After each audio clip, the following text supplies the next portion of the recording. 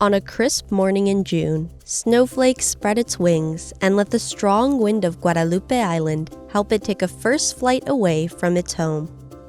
This wasn't the first time the young black-footed albatross had soared above the North Pacific Ocean.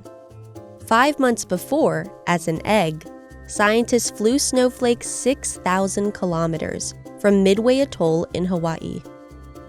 Black-footed albatrosses can spend years without touching land, but they return every year to mate and nest in the islands where they were born.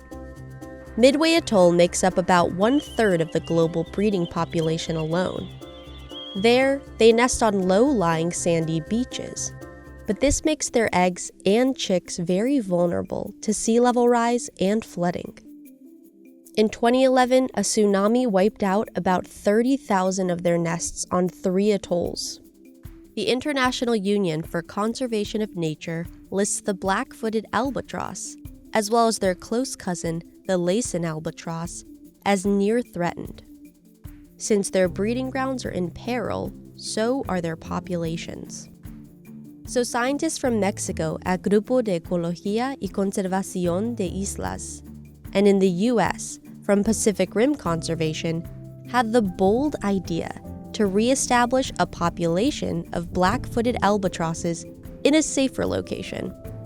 Scientists placed 21 eggs in incubators and flew them from Midway to Guadalupe Island. They traveled 4 legs on this journey, from private jets to domestic flights on extra comfort rows. The island is a reserve where black-footed albatross and other seabirds once nested.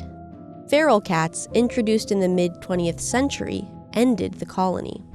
But scientists with HESI have been working on the island for the past 20 years to eradicate invasive species.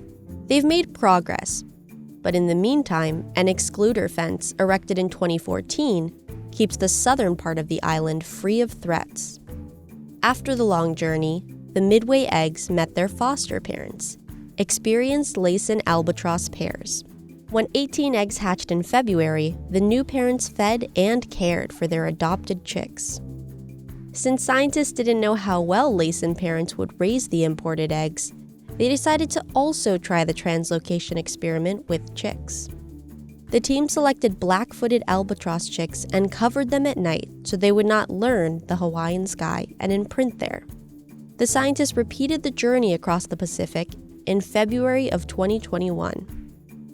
After transporting the 1-month-old chicks to Guadalupe Island, HESI's team hand-reared them. The chicks were exposed to decoys and recorded vocalizations of their species. They monitored the babies daily and fed them until they were ready to fly away.